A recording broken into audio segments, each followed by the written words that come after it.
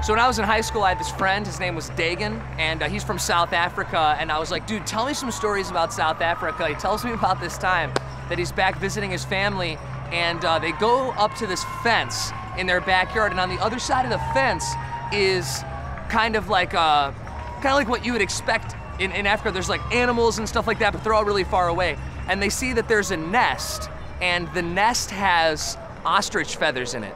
And so the Dagan's mom is like, hop the fence and gather some of the ostrich feathers so that we can use them to like decorate or something like that. So he hops the fence and he's like sneaking around and he's like, you know, nervously gathering the ostrich feathers. And then all of a sudden you hear Dagan's dad, who's like this huge South African guy, be like, Dagan, run! And there's an ostrich heading full speed for him. So he grabs the feathers and he like takes off. And he's like cruising as fast as he can, and he jumps into his dad's arms, who pulls him over the fence just a minute before the ostrich starts pecking his eyes out. Dagan had to run because there was danger.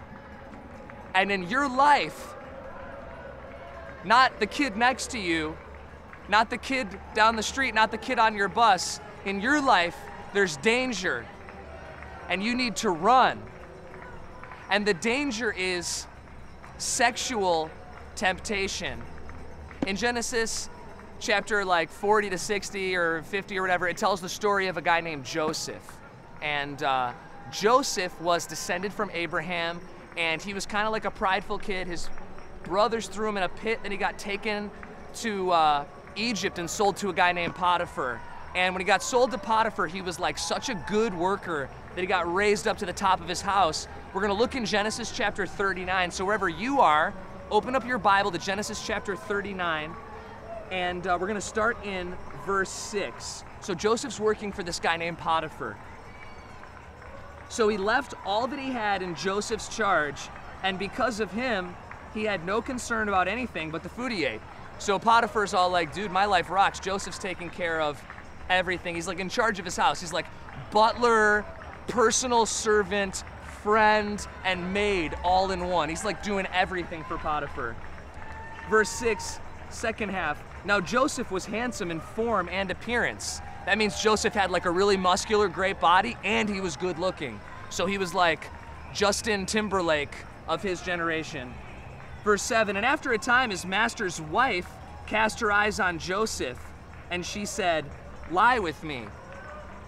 She said, lie with me. Now, I don't need to really be specific about what that means, but she said, lie next to me. What she was doing was she was tempting him. She had seen him and seen how attractive he was, and she was like, come on, just lay down with me. And that's the same way that Satan tempts us. She didn't say, hey, Joseph, come here and have sex with me. She said, oh, just lie with me.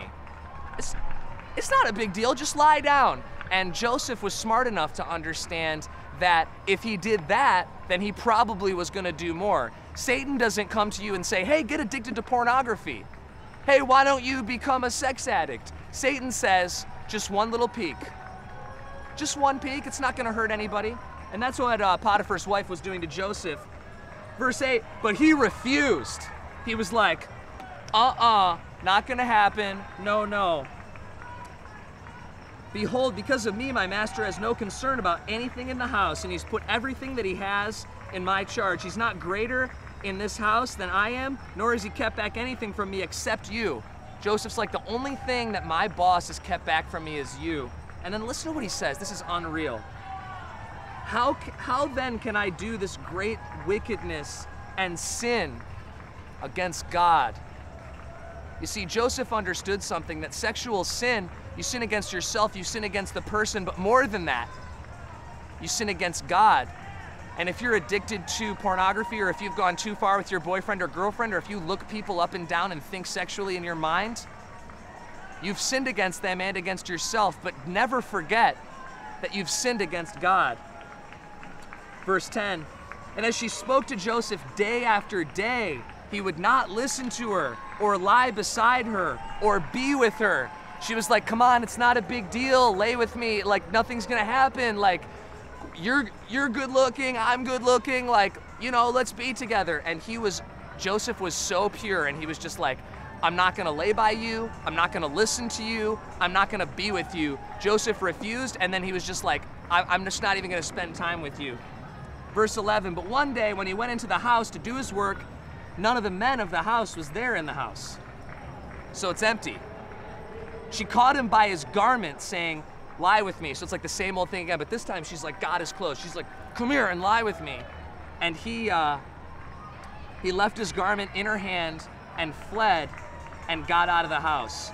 She grabbed his shirt. She was probably really good looking. She was a powerful guy's wife. He was good looking. She grabbed the shirt and she was like, come be with me. And he was so convicted and so desired to do what God wanted that he left his clothes in her hands, and what did he do? He ran. He ran. He ran away naked and honoring God. He ran away. He left the temptation on the table and was like, I'm out of here. I'm going to obey God. Now, what could he have done?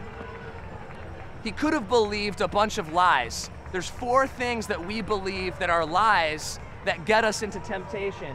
The first one is the pleasure lie, and that's when we say, I deserve this.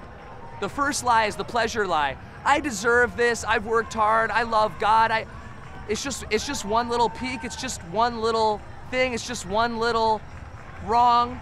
The second lie is the personal lie. This is my one weakness. That's what the personal lie is. It's just my one weakness, you know, like I give to church, I serve at church, and I just dabble in this sexuality a little bit. That's the personal lie. The third one is the pride lie. I can handle this. Hey man, we're friends, we work together, I'm just gonna lie down next to her, nothing's gonna happen. That's the pride lie, and if you believe the pride lie today that you can handle sexual temptation, you're foolish, and you can't. And then the fourth lie is the private lie. No one will know. Hey, it's just me and my computer. Mom and dad are out of town, mom and dad are on a date. No one's gonna know. No one's gonna know. If you're believing one of those 4 lies, I deserve this, this is my one weakness, I can handle this and no one will know, you need to not believe those lies and instead do what Joseph did and run. You need to run. Our world is rampant with sexual temptation. Our world is rampant with sexual sin. What are you gonna do when temptation confronts you? You're gonna run. You're gonna run for righteousness. It's Halloween and you go to a party at your friend's house and everybody leaves and your friend pulls out a video that's under his bed and pops it in the DVD player. And it's a pornographic video. What do? Do you say, yeah, I'm just gonna close my eyes, I'm gonna go to the bathroom, I'm gonna look down at my phone? No, you run! You stand up and you go wake up the parents and you say, take me home.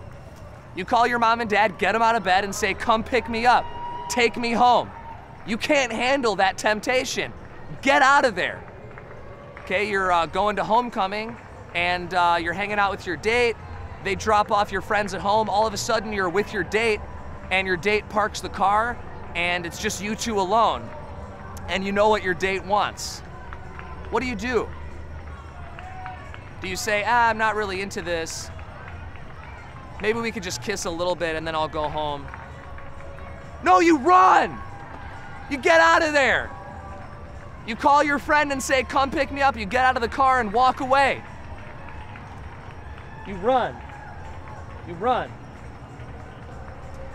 So we're here at the Chicago Marathon, and there's people running, and the thing that's cool is at the beginning they all stand at the starting line, okay? And they get down. They've been training for this all year. They've been training, they've been running, they've been lifting, they got their gear, they're all geared up in their cool shirts and making sure they're not gonna get all chafed when they run. And then they wait, and the guy holds up the gun, and the gun goes off, boom! And they run. And they cruise for 26.2 miles. And in your life, that boom, that gun going off, that's the moment when there's sexual temptation in your life. And the moment there's sexual temptation, don't wait around, don't say, I can handle this. You run.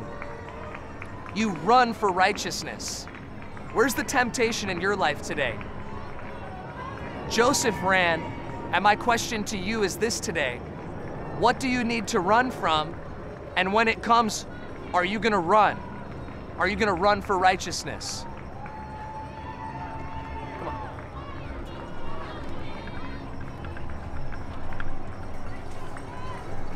Are you gonna run away from the temptation, or are you gonna stand there and take it and fail? We're not strong enough, guys. Even Paul says, flee youthful lust to Timothy. He said, get out of there. Or maybe it was to Titus, gosh, I can't remember. He said, run, get out of there. That's right. Woo! Yeah! Get pumped!